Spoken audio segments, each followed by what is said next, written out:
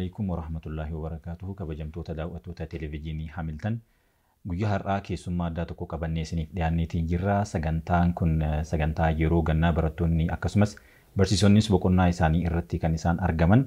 Kana ilaalchisuudhaan ammoo maal gochuu qaban waan jedhu irratti keessummaa qabannee as istuudiyootti isiniif dhiyaanneetiin jirra. Keessummaan keenya guyyaa har'aa Injiinar Gaalii Abbaabur akkasumas barsiisaadhas injiinara maastarsii isaanis Yuunivarsiitii Finfinnee irraa kan fudhatan. Kana irratti hundaa'uudhaan guyyaa har'aa yaada isaanis nuu kennu akkasumas bifa gorsaatiinis maatiinis barattoonnis maal dabarsuu akka qaban kan nuuf kennan ta'a. Baga nagaan dhuftan. Baga nagaan dhuftan. Hayyee jalqaba irratti anis barsiisee jira daawwattoota keenya wajjin kallattimaan gara gaaffiitti seenna. Mee injiinar jedheetumaan isin waama. Gaalidhuma jedhee waama. Yeroon ammaa kun barattoonnis barsiisonnis boqonnaa isaanii xumuranii amma maatii isaanii biratti deebi'anii maatii isaanii biratti kan isaan dabarsan. Barattoonni maal gochuu qaban mee jalqaba irratti achirraa haa kaanu. Bismillah alhamdulillah wassalatu wassalamu ala rasulillah wa ala alihi wa sahbihi man wala amma ba'd. Assalamu alaykum wa rahmatullahi ta'ala wa barakatuh. Daawwattoonni TV Hamilton bakkuma jirtan hundattuu nageenya Rabbii rahmanni isaa barakaan isinirraa jiraatu jedha. Sagantaani keenya har'a barattoonni keenya yeroo boqonnaa kana keessa yookiin baatiilee gannaa kana keessa maal hojjechuu qabu akkuma kana barsiisotas maatiis itti dabalte miti bareeda walumatti fidanii qabxii ijoo kaasanii dubbachuun baay'ee barbaachisaadha. Jalqabuma akka yaada bu'uuraatti namni sa'aatii boqonnaa wahii argate yeroo hanga ta'e sammuu isaatiin isa ta'u qaama isaatiin boqote yeroo sana fayyadamuun baay'ee murteessaadha. Waan namni gatii guddaa ittiin kennine keessaa kan ergamaan Rabbii alayhi salaatu wassalaam xiyyeeffatanii nuuf kaasanii yeroodha. Hadiisa tokko keessatti ergamaan Rabbii alayhi salaatu wassalaam akka isaan jedhanii ni'mataani maghbuunun fiihimaa kathiirun minan naas jedhani. Ni'maa lama tola Rabbiin namaaf oole lama namni baay'ee waan isaa gatii inni qabu beeku ni gowwooma ittiin fayyadamu jedhani. Inni sun maal jennaani as-sihhatu wal faraagh. Inni tokkoffaa sihhaadha. Qaamni isaa fayyaa ta'ee sammuun isaa fayyaa ta'ee jechuun kuni qananii guddaadha. Namni qananii ta'uusaa tola Rabbii ta'uusaa kan inni beeku gaafa dhukkubsate isaaf gala. Fakkeenyaa harki kun ni'maa guddaa ta'uu kan inni beeku osoo harki isaa citeeyyi isaaf gala jechuudha. Mirga ittiin waa barreessuu hin qabu, kan ittiin nyaatu hin qabu, kan ittiin istinjaa godhatu hin qabu. Mee hagam akkan ulfaatu laale. Guyyaa tokko Sheekh Badr ibn Nadir al-Mishaari kan jedhamu daawaa godhaan dhagaye. Ni'maa harkaa kana kan namni beeku jedhe osoo harka dhabeeyyi. Jedheeti namicha tokko jedhe gaafuma dhalatu harki mirgaas bitaa kun isin jiru jedhe. Uumamumaan. Amma qaamni biraa guutuun fayyaadha. Hagam rakkata jettee yoo teessee yaaddu xiinxaltu nam kun jedhe mana fincaanii wahii dhaqe jedhe iddoo ta'e deeme. Amma namni geesseetiyyi dhaqee hulaan ittiin ol seenu baneefi ol galee alanni ka'u namichi numa cufe ulaagaa ol galcheera jedhe jennaan dhaqee mataa isaatiin ulatti akkana bubbu'e namichi naabana jechuu isaati. Maaliif jedhee nan ol galuu huccuu kana hiikkachuu gadi buufachuu hin danda'u fincaanuma sagaraadhuma taa'uudhaaf huccuutti baaseetiyyi akka inni sagaraa taa'u godhee ammoo deebisee ulaa cufeefiif amma achi sagaraa fixee keenna jedhu mataa isaatiin ammas itti bu'e istinjaa godhachuuf irraa dhiquu hin danda'u maal inni harkaan qabu miti. Hagam akka inni ni'maa ta'e kan biraa hojii gurguddaa biraayyuu dhiisi kanumarraa sii gala. Isa kan ergamaan Rabbii alayhi salaatu wassalaam as-sihhatu wal faraagh inni jalqabaa fayyummaadha. Fayyummaan ni'maa guddaa ni'maa addunyaa kanarra jirurraa wanti biraa jechuudha. Isa kan islaamummaa akkasitti kan amantii dhiifne yoo isa kana laalle wanti isa madaalu hin jiru fayyummaa kanatti. Inni lammaffaa al-faraagh boqonnaa qabaachuudha. Namni yeroo qabaachuun ni'maa guddaadha. Gaafa yeroo sana dhabde gaafa shaagalamte sitti beekama waan ta'eef barattoonni keenyas ta'ee barsiisonni akkuma kana maatiin yeroo gannaa boqonnatti jirtu kana gatii guddaatti kennanii sagantaatti baasuun baay'ee murteessaadha. Hadiisa tokko keessatti ergamaan Rabbii alayhi salaatu wassalaam akka isaan jedhanii اغتنم خمسا قبل خمس جدًا واشن درا واشن بريتي فيدمي بوجي أدو اتفيدمي جدًا إني جل كبا شبابك قبل حرمك جدًا درجة جمّا كان كاتفيدمي أصو إندلو من حرم جتشون كن نمني دلو مي وحركة بدي هاسانو سركيسي وحجتشو دبي jedha. Namni dargaggummaa keessa jiru immoo yeroon inni fiigisee qabus yeroo dargaggummaati. Yeroon sammuun isaa waa fudhatus yeroo dargaggummaati. Yeroo inni hojjetus maaluu irraa tola maaluu isaaf mijata jechuudha. Lammaffaa taansaniitii sihhataka qabla saqamika jedhan. Osoo dhukkubsatiin dura fayyummaa keetti fayyadami. Sadaffaan faraagaka qabla shughulika. Boqonnaa kan keetti fayyadami osoo biiziin ta'ini. Jireenya namaa haga achi guddataa deemtuun aadaan isaa kun wamti si shaagalu biizii si godhu dabalaa deema. Osoo dhattee biizii taatee yeroon kan kee dhibamee sin rakkisiin harrumatti fayyadami gaafa boqonnaa qabdu. Inni kaan ghinaaka qabla faqrika jedhe. Osoon hiyyoomin dura waan of hirkaa qabdu namni tokko maallaqa yoo qabaate sooressa dureessa yoo ta'e akkasitti nafu aadaan isaanuma jijjiirama addunyaan kun. يقلب الله الليل والنهار لا يفترون جلمتي ربنا الكنيف ويا كان أكو ما في الجيجيرا قافة إمبوهية ستاتا قافة سنيقابي تجتشود مالك بوتون صدق أدي وصون التنفيروما في جرات دي وصون مسيرة جاري جرات دي وصون يسا غرغاري جت حرما غرغاري قافة واسر كجرو جد إن الأمامو حياتك قبل موتك وصون دو إندورا قافة جرينيا قبدو نموتا دواني قبري جران تجي وصو قافة تمني مال جدولاتا لا إله إلا الله تكو جتشون دندانو وخيري تكو جتشون دندانو صلاة تكو صلاة دندانو كنا فرّا يرو دنيا رجرتو وحجدو بانكي ربي كي سكا يدو برسي فيدا جدن غرمة دوري كينيا تيو أسدبيني براتوني كينيا maal hojjechuu qabu ganna kana keessa akkamitti hubachuu qabu yeroo kana haala kamiin ilaaluu qabu isa jedhu irratti tokkoffaa sagantaa sirriitti baasanii ganna kana fayyadamuun baay'ee murteessaadha. Sagantaa sirriitti xiinxalanii baasanii barattoonni ofii yoo baasuu wallaalan ijoolleen naannoo elementarii baratan yookiin haayiskoolii gadi jiranu haga sagantaa baasuu waan akkasii wallaaluun isaanii ni mala. Isaan taphuma taphachuu waan itti dhufe kana fiilmii ilaaluu teknooloojiin ammayyaa kunis waan nama gowwoomsuu isa duukaa yeroo gubuu ta'uu mala wanti isaan itti xiyyeeffatan. Isa kana kan sirriitti maaneej godhuuf kan to'achuu qabu maatiidha. Barsiisota ustaazolee madrasaati. Ustaazolee madrasaati keessumaa ganna kana yeroo haga ganni seenutti barattoonni sa'aatii isaanii guutuu jechuu danda'ama gara caalu barumsatti dabarsan.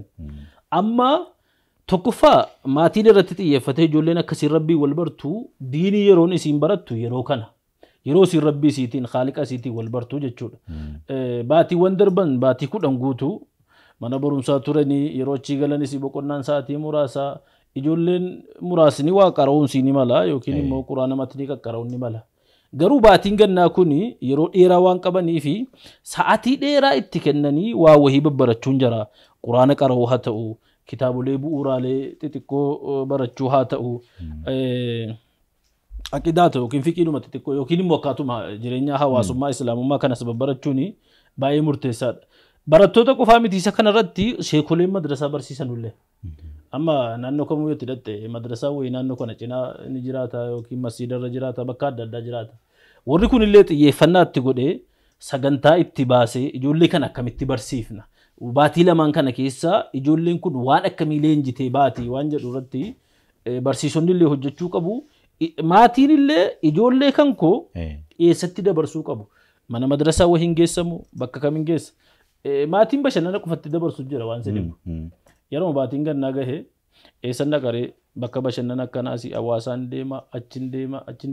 Yeroo muraasaa wayii bashannane namnumaan jedhu. Fakkeenyaaf yeroo dheeraadhaaf sammuun ijoollee biizii ture yeroo muraasa wayii turbii tokko deemanii bashannananii lafa adda addaa ilaalanii haga danda'aniin jechuudha. Garuu baatii gannaa dheeraa kana bashannanaan gubanii fixuuni umrii ijoolleetti taphachuudha. Umrii ijoolleetti taphachuu waan ta'eef baatii gannaa kana keessa ijoolleedhaaf maatiin itti xiyyeeffannaa akka kennuudha. Yaada jedhuun qaba. Maashaallah. Kanuma wal qabsiisee hawaasni musliimaa amma barnoota idilee yookaan akaadaamii jedhamu kana irratti haala kamiin hubachuu qaba wanta jedhullee mee osoo kaaftanii. Barumsa akaadaamii kana ilaalchisee keessumaa akka biyya keenyaatti hubannoon hawaasa musliimaa bira jiru duraan baay'ee gadi bu'aa ture amma xiqqoo waan fooyya'aa dhufeeti. Akka waan inni yeroo garii amantii islaamaatiin wal faallessuutti kan uummanni hubatutu jira. Yeroo garii immoo amantiin islaamaa kun akaadaamii barachuu qorannoowwan adda addaa saayinsii teknooloojii dhufe kana barachuutti akka waan inni naman kakaafne naman affeerreetti warri fudhatee jedhus jira. Yoo seenaa xiqqoo si duuba deebitee quba qabaatte abbootiin keenya akaakileen keenya ofiifis hin baranne barachuus ilmaanis barsiisuu fedhan qaban ture. Tokkoffaa inni sun dhiibbaa yeroo sana turetu yoo mana barumsaa dhaquu jettee ati sababa amantii dhiibbaan sirra ga'a yookiin sababa sabaa dhiibbaan sirra ga'a maqaa jijjiirtu malee jedhama dhiibbaa adda addaatu si mudata. Abaabileen keenya akaakileen keenya sababa kana barumsarraa baqatanii turanii carraa barumsaa hedduu dhabnee jechuudha yeroo sanatti. Haa ta'u garuu amma hawaasni musliimaa hamma ta'e dammaqee jira. Barachuun qabaa dhiirris ijoolleen shamarraniis barattee sadarkaa guddaarra gahuu qabdi waan jedhutti amanamee jira. Isa kana yoo seenaa islaamaa duuba deebitee ilaalte hayyoonni islaamaa duraan barumsa fiildii kamirrattuu dursanii argamaa turani. Fakkeenyaaf fiildii seenaa qorannoo seenaa yoo ilaalte namni hamma hayyoota islaamaa seenaa qorate hin jiru. Seenaas kan barreesse kan qorates kan ummatuma addunyaatiif seenaa heddumminaan kan lafa kaa'ee darbe hayyootii islaamaati. Ibnu Khalduun amma nama jaarraa sadaffaa afuraffaa keessa akka hijiraatti jechuudha. Waggaa 1200 dura jechuudha. Kitaaba seenaa Ibnu Khalduun jedhee kitaaba guddaa isaa qaba akka inni itti seenaa addunyaa waan kanaaf funaanee barreesse jechuudha. Yeroo sanatti biyya kana keessa maaltu barreeffame maaltu jira osoo jette waa tokko arguu hin dandeessu. Seenaan Ibnu Hishaam kan jarri jaarraa 10 dura barreessanii kan jara Urwaan Fayba barreessan seenaa dheeraatu jira. Waan si dhibu Albidaayatu Nihaaya kitaaba jedhamu Ibnu Kathiir kan barreesse irratti kitaaba mujallada guddaa isaa hamma naga 14 kan inni barreesse. Uumama samiif dachiitii kaasee hanga jireenya isaatti waan jiru seenaa waan cuunfaa ta'e walitti qabee barreessee deemenne akka islaamaatti jaarraa 7ffaa keessa kan inni jiraate amma waggaa 708 jechuudha. Kana barreessee deeme. Siyaru A'laamin Nubalaa kan jedhu kitaabni kan Dhahabiin barreesse innis akkuma kana mujallada 10 wayi. Seenaa dhedheeraa gurguddaasa. Biyya keenya illee yoo ilaalte kitaabni seenaan biyya Itoophiyaa keessatti kan barreeffamu jalqabe hedduminaan bareeffamuu amlaakii asii jaarraa 13ffaa asii waa muraasa wayii jalqabe. Inni nuu kan inni barreeffame hedduminaan maanni seera barreeffama seenaa eegee riisoorsii madda seenaa eegee osoo hin taane oduudhuma jettee bakka adda addaatti yookiin masaraa mootii keessatti yookiin bataskaana keessatti himamu kana barreesse malee seera seenaan ittiin barreeffamu qulqullinaan miti. Yoo ilaalte Fatuhul Habashaa kan inni jaarraa 16ffaa keessa barreesse seenaan Itoophiyaa hedduun isaa uumachirraas funaantu malee hin jiru. So isa kanaafi barumsa seenaa jedhe barumsa baayoloojii, fiiziksii, keemistirii waan jedhamu kana hayyoonni islaamaa dursatti kennaniiti qorataa dhufani. Rabbiinis immoo afalaa yanzuruuna ila al-ibili kayfa khuliqat mee gaala kanan ilaalanu akkamitti uumamte uumama si isa qaama si kanas ilaaluun akkuma jirutti ta'e keessoo si biological systemiin si maal fakkaata sistemumti qaama si kun akkamitti ijaarame waa qorachuudhaatti si affeera. Ila al-jibaali kayfa nusibat ila al-ardi kayfa suftat dachiin kun akkamitti akka inni namaaf mijeeffamee kaa'ame samiin kun akkamitti akka inni Rabbiin gubbaa kana namarraa ol diriirsee dhaabe wantoota kana qoradhaa arkeoloojiyaa ta'uu astiroonoomii haa ta'uu akkatti qorattee xiinxaltee jettu Rabbiin nama affeera. Kanaaf ummanni muslimaa har'as immoo iddoo addunyaan gahe gahuudhaaf saayinsii fi teekinooloojii barachuun baratanii ilmaan ofii barsiisuun murteessaa akka ta'e baruu qabnaa. Inuma namoonni attituudii kana hin jijjiirin jira bakka garii. Kan maal gochuuf hin baradha jedhu. Inuma qabatamu biyya keenya keessatti yeroo ammaa ijoolleen barattee yookiin hojii dhabdi yookiin immoo barattee kaateetii namni piroofeesarri tokko mindaan isaaf kafalamu qarshii 15,000 ta'a. Warri barumsa kufe immoo waa wayii daldalatee gumatee jedhee abbaa qabeenyaa wayii abbaa konkolaataa wayii ta'a. Maal hiyyoomuuf hin baradhamoo ilaalcha jedhutti dhufa. Inni kun dogoggora guddaadha. Akkaataan jireenya biyya keessaa namoota baratanii kanaaf jireenyi isaanii sadarkaa gadi aanaa akka ta'u godhusi namoonni hin baranne kan dachaa sana meeqa rakkatanii jiran hedduudha. Fakkeenyaaf Itoophiyaan nama miliyoona 130-40 jedhama miti. Warri hin baranne warri waa hore namootuma miliyoona 1 yoo guute akka biyya kanaatti waan hedduu jedhamu miti. Kaanoo jechuudha miliyoona 129 hiyyummaa bakkuma biraa jira jechuudha. Kanaafuu warra waa hore kana qofa laallee barumsi hiyyummaatti nama geessa jechuunis dogoggora. Lammaffaa immoo waan baranne sana akkatti piraktikaal goonu akkatti gara muuxannootti jijjiiruuf yaaluudha malee barumsarraa dhaloota booda hambisuun dogoggora guddaadha. Kufaatii guddaadhas fida uummata muslimaattis akka biyyaattis. Amma hubannoon namni muslimaa barumsa idilee kana irratti qabu fakkeenyaaf amma yeroo elementarii baradhu waan qunnamitu jira. Kutaa shanaffaa yeroo barannu waa'ee lafti hin naannoofti jedhamu tokko yeroo barannu mucaan tokko ani lakkii kanatti hin amanu jedhee barumsa isaa kaaddaan kutee ani qaqaamaan beekutu jira. Amma namni maybe yeroo ammaa kan wanta akkasii jiraachuullee akkasumas jiraachuu dhabuullee danda'a. Moor dagmoo jiraachuu dhabuu danda'a. Haa ta'u garuu darbee naannawa fageenya irratti jiraachuu danda'a waan ta'eef waan akkanaa kana akkamitti hubatanii gara amantiitiin wal bira qabanii deemuu danda'an. Lakki kun amantii kiyya faallessee jira kana keessa hin seenu jedhanii irraa fagaachuu qaban moo cinaadhaan cinatti wal bira qabanii ka keessaa fudhatamuu qabu fudhatanii ka keessaa dhiifamuu qabu dhiisanii barachuu qaban jettan. Inni kun qabxii ijoodha. Qorannoon saayintifikaalii sirriitti qoratamee qulqullaa'ee jedhee barnoota quraanaa fi hadiisa keessa jiru faallessu dhufe. Tiyooriin tokko kan ammallee sadarkaa tiyooriitti jiranu faallessuun ni mala. Fakkeenya Daarwiin tiyoorii maal tiyoorii warri jedhamu uuma nama burjaajessuuf uumame kanneen fakkaatan fa'i wanti akkasii ni jiru. Guyyaa takka falmii wayiin dhaggeeffadha. Namicha tokkoyyee quraan akkamitti kaafiroota kana beelladatti fakkeessa maal jechuudha kuni kala an'aami jedhee fakkeessaa jedhee nama muslimaatiin falmaayyi jennaani maal isin abbaan keenya jaldeessa jettu miti maaf isa kana falmita.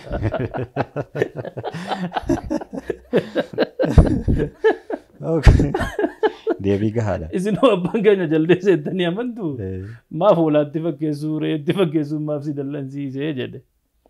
Warri tiyoorii akkasii uumee tiyooriin kijibaa akkasii jira kan nama burjaajessuudhaaf uumame.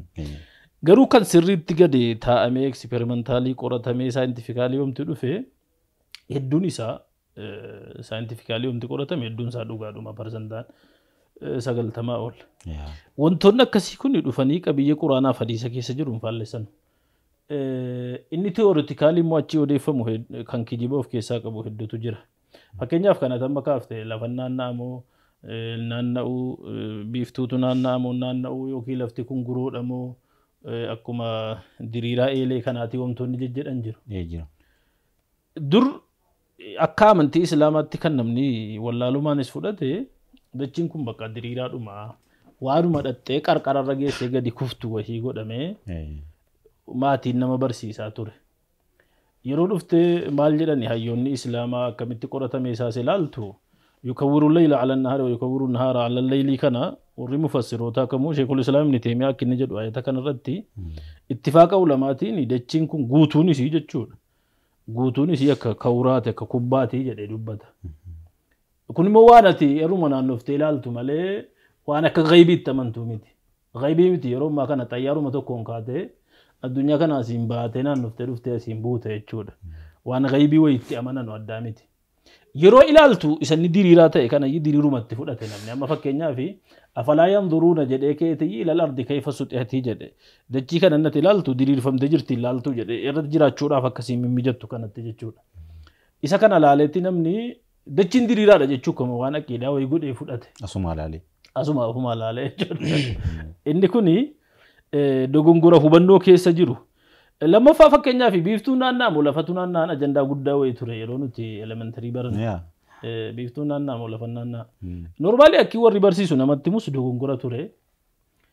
Biiftuun gad dhaabbatti lafatu naanna'a waan jedhu namatti himu.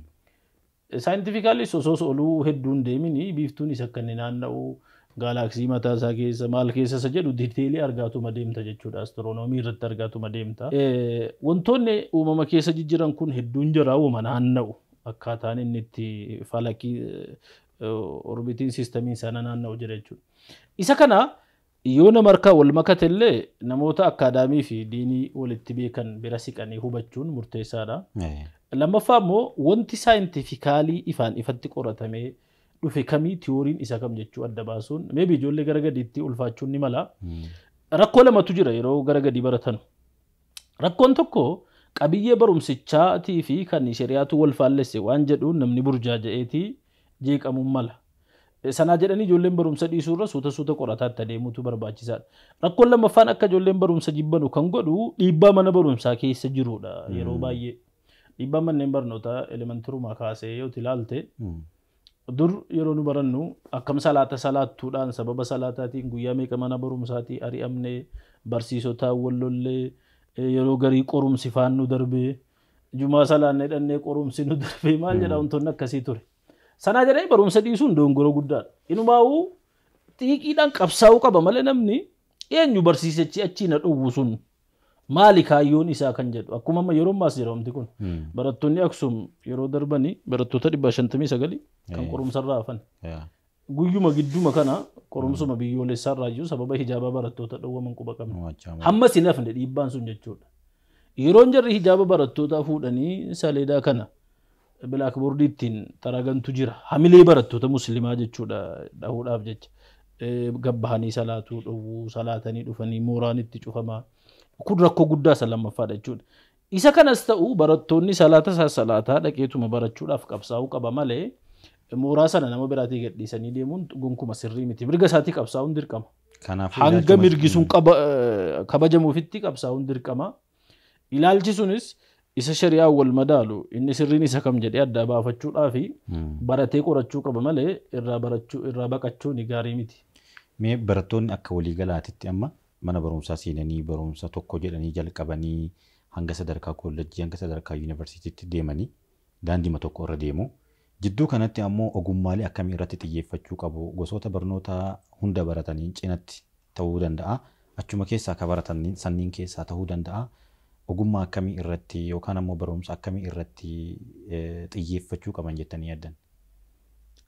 Gaaffiin inni kun dhugaatti gaaffiidhuma bu'uura keessumaa akkaataan barnoota akaadaamii yeroo ammaa addunyaa irratti barsiifamaa jiru maybe waan deebisaniituma fayyuma isaatu qoratan. Guutuma isaa. Fayyuma isaatu akki baratamaaru kun akkamma ijoolleen barattee baatu suni qabatama addunyaa kana wal hubattee wal keessa seentee bu'aa buuftee rakkoo wahii furtumoo ergaa biraas of keessaa qaba hagasi jechisiisu wahii nama gaaffii namatti uuma. Maaliif yoo ilaalte namoota addunyaa kanarra bu'aa gurguddaa uuman oomisha adda addaa uumanii sarara akaadaamii kana keessa darbine hedduun jira. Sarara akaadaamii kana wal didanii adeemsatti deemaa jirtu kun sirrii miti jedhanii. Toomaas Ediisan yoo ilaalte akaadaamii dhaqee wal lolee mana barumsaatii wal dhabee maal jedheeti kan inni amma elektirikii kana uume. Achi kophaatti bahee yaalii piraaktisii biraatiin uumuu danda'e. Albert Einstein beekta mana barumsaatii wal dhabee meeqa walloo jedhee kan amma fiiziksii atoomikii maalii kana sadarkaa amma ga'u kana kan uume. Maybe adeemsi akaadaamii kun yoo isuma qofan qabee deema jette yoo bitaaf mirga hin mil'anne jireenya hawaasummaa keessatti kan hin hirmaanne yoo taate ogummaa adda addaa argachuu irratti kan hin hirmaanne yoo taate adeemsa biizinesii wayii barbaachisu cinaan dabalataa yoo hin deemne akaadaamuma qulqulluu fuutee deemtee qabxii fakkeenyaa yuunivarsiitii irratti foorii fidee nam tokko yoo eebbifame achi hawaasa isaan beeku taanaan muuxannoowwan adda addaa cinarraan qabu taanaan akkatti gadi ba'ee piraaktikaalii addunyaa kana keessa jiraatu hin beeku taanaan kufuunsaa shakkii hin qabu. Yeroo tokko pirezenteeshinii wayii qorannoodhuma akka addunyaa irratti dhiyeeffamu ilaalaa ture. Namoonni qabxii olaanaa fidan keessumaa warri foorii fidanii parsantaa 70 ol hin milkaa'u jireenyi jaraa jedha. Warri qabxii olaanaa fidan. Qabxii olaanaa warri fide. Sadarkaa 70 ol hin milkaa'u jireenyi jaraa. Maali jedhamee yeroo sababni isaa qoratamu jireenya isaanii kan isaan dabarsanii kitaabuma wajjiniin. Paralaalii deeman jechuudha. Qabxii masan fiduu deeman isaa. Yeroo doormii galanis waa dubbisu. Achi kaanii mana barumsaa dhaqanii waa baratu. Achi laabireerii galuun dubbisu. Ammoo nama galan isaan marrafan nutti numa dubbisu. Kitaaba kana malee addunyaan kun eessa jirti? Maaltu uumamaa jira? Rakkoo kamiitu jira? Rakkoon akkamiin furamaa? Daa'imman ijoollummaadhaan yoo rakkoon isaan mudate rakkoo furaa deemuu hin barre hawaasaafis hin fayyadanu ofis hin fayyadanu. Inumaa guddisa keessattuu maatiin ijoollee kana qananiidhaan qananiitti ceesisuun ijoollee sana ajjeesuudha. Qananiidhaan qananiitti ceesisuun ijoolleen ta'aabdee carraaqxee waa wahii dafqitee fiduu danda'u qabdi. rakkoon isii mudatee rakkoo furuu danda'uu qabdi. Amma hawaasni keenya hedduminaan maal godha kana ni argu waa ijoollee akkaadaamii ni barsiisa. Booda kana immoo fooyya'ee wanti ni bareedaa jiru hamma ta'e waa'ee diinii amantii isaas ni barsiisa. Kanuma lamaan gidduutti dhaaba ijoollee. Itti akkaadaamii shan bakka inni kunis akkaadaamii dhuma wayiiti inni kunis akkaadaamii dhuma wayiiti. Yaa qabiyyeen isa garagaraa. Piraktikaal angilii hin qabu bakka itti hojiirra oolu wayii jechuudha. Kun immoo ijoolleen bor gaafa baate aalama piraktikaaliitti baate malee aalama tiyooriitti hin baatu. Aalama tiyooriitti hin baatu. Kanaaf maal gochuu qabu? Tokko ijoolleen asiin akkaadaamii barachuun kan diinii ofiitti dabalachuun inni guddaan tokko immoo amala gaarummaa. Hawaasa wajjin akkamiinan dippiloomaasii amala gaarummaadhaan waliin jiraadha jechuu baruun. Hawaasa keessa ijoolleen barataanii ammatti danda'ameen nama dhukkubsate yoo gaafachuu baruun. Gammachuu namaatti hirmaachuun, gadda namaatti hirmaachuun, hojiis muuxannoo wahii uummachuun. Fakkeenya ammaa abbaan kee yoo asitti daldala suuqiidhuma xixiqqaa kana nagada yoo ta'e ijoollee sana hanga ta'e muuxannoo akkasiin fudhattu. Ni hojjetti, ni gurgurti, ni bitti, maallaqni gatii qaba jechuu barti. Toluma kana lafaa hammaaramee dhufaan jiru.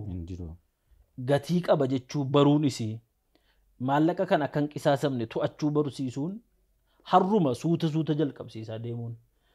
Hawaasuma keessa jiraattu fakkeenyaaf namoonni abbaan isaanii asii warshaa akka huccuu oomishu yookiin huccuu hodhu yoo qabaatanii ijoollee yeroo boqonnaa yeroo muraasa waa hodhanii isa gurguramus arganii maallaqa gatii isaa fa'i fudhatanii dafqa isaanii sanaan.